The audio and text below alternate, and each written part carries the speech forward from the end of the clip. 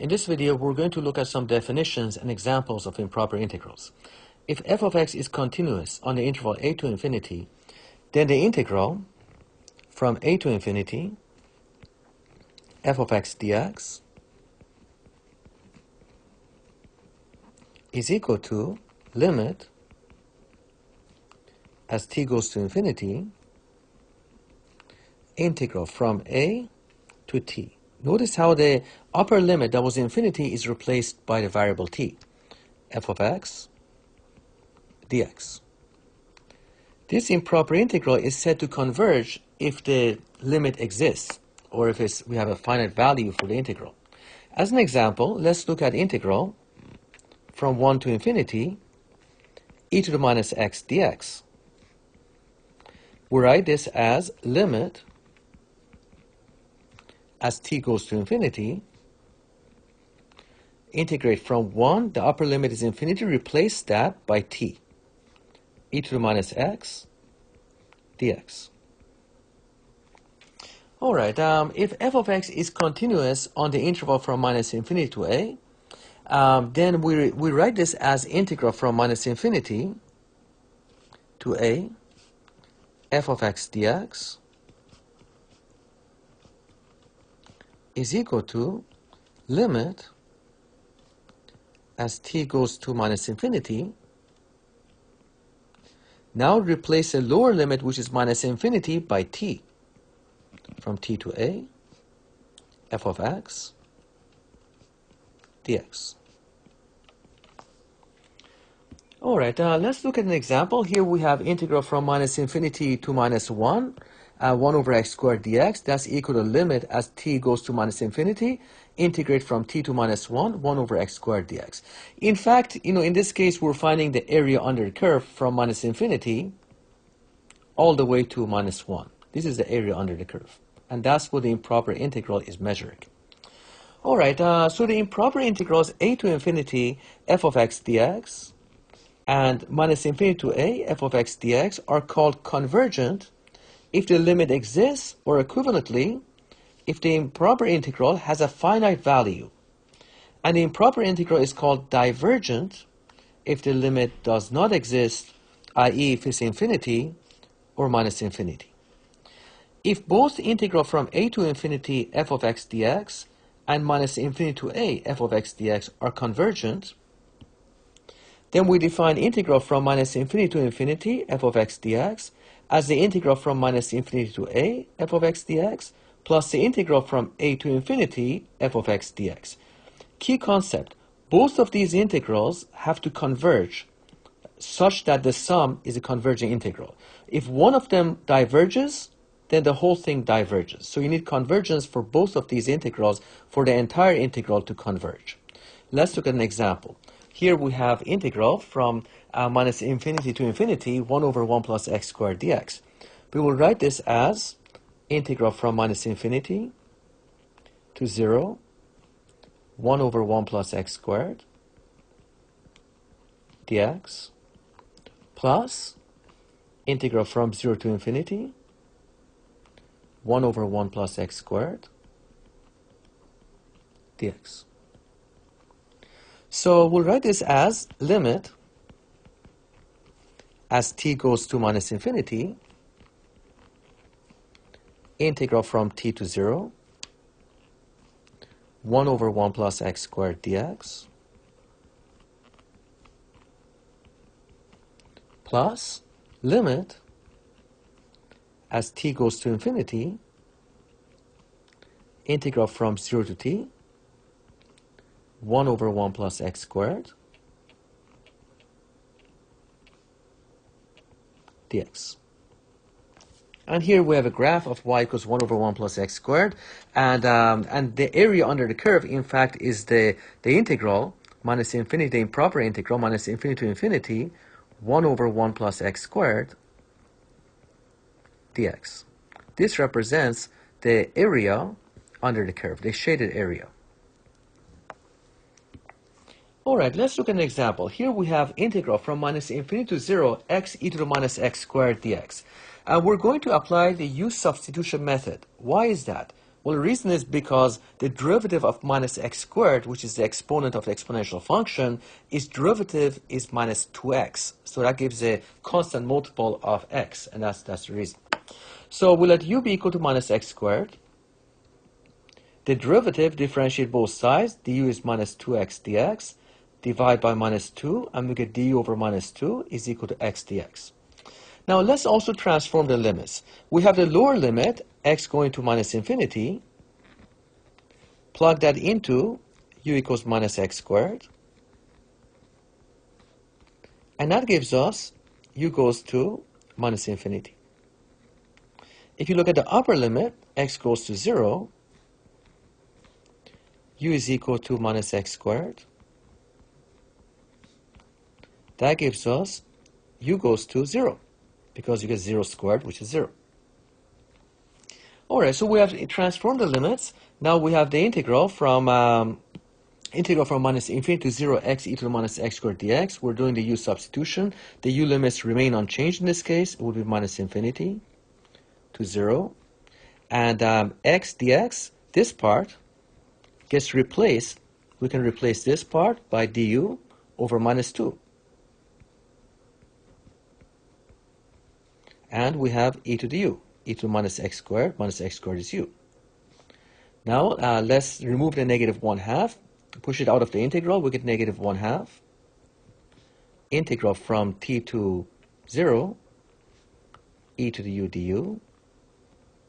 And don't forget the limit as t goes to minus infinity. And we integrate this, we get negative 1/2. Antiderivative of e to the u is itself e to the u.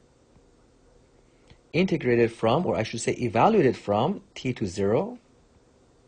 Limit as t goes to minus infinity. We're now able to apply the fundamental theorem of calculus, and we get negative 1/2 e to the 0 minus 1/2 e to the t.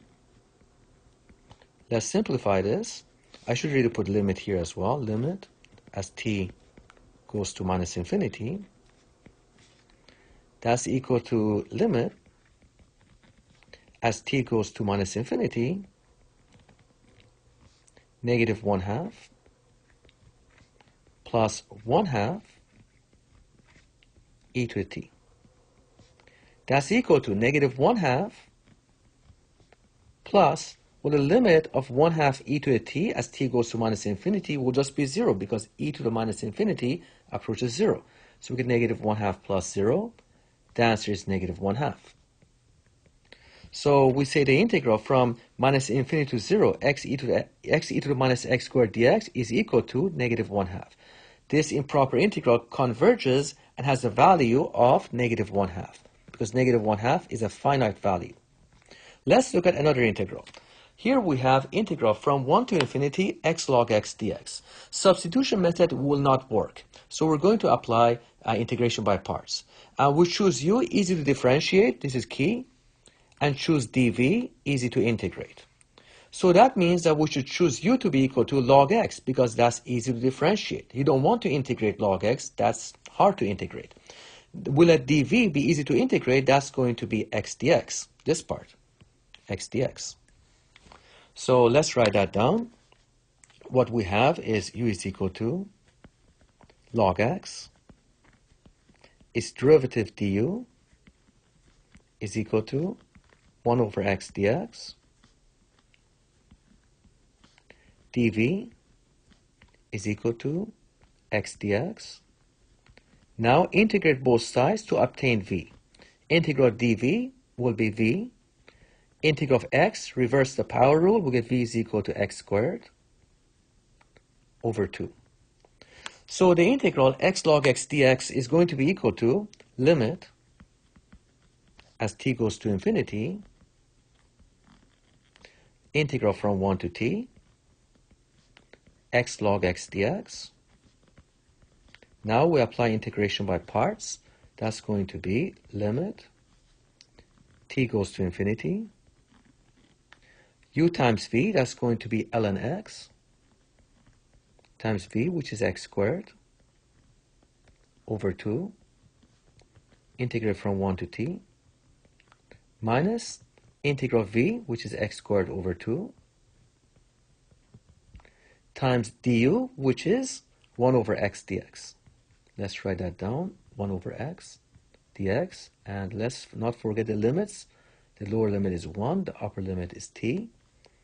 This is equal to limit as t goes to infinity log x times x squared over 2 evaluated from 1 to t minus, let's push the 1/2 out of the integral, minus 1/2 integral from 1 to t, and we have x squared over x. That's just going to give us x. Simplifying a little bit, x dx. This is equal to limit as t goes to infinity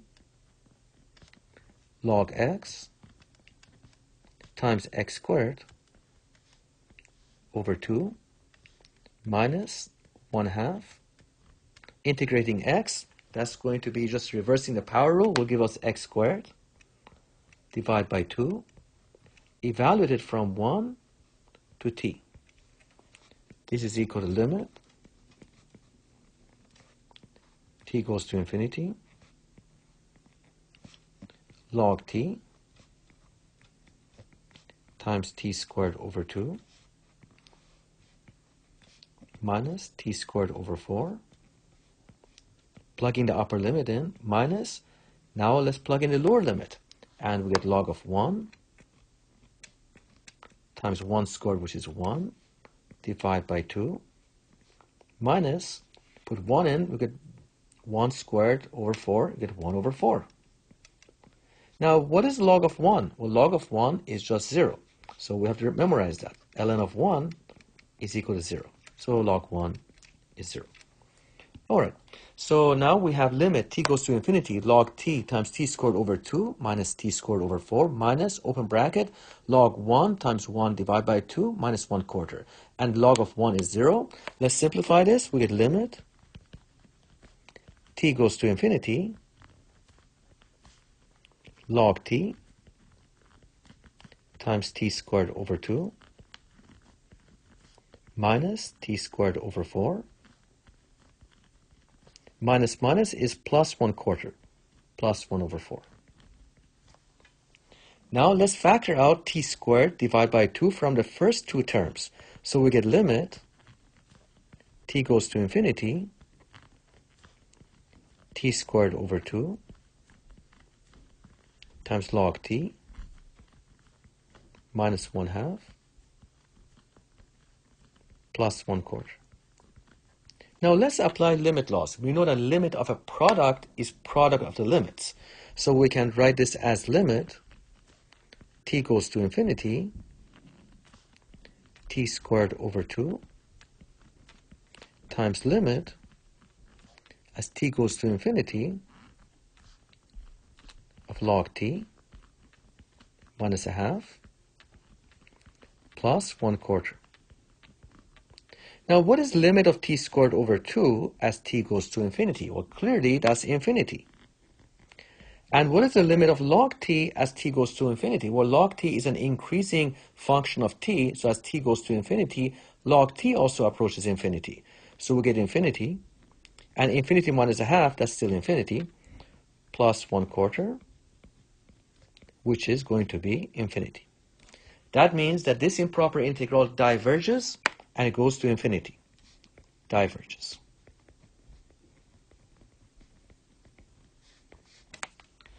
All right, thanks.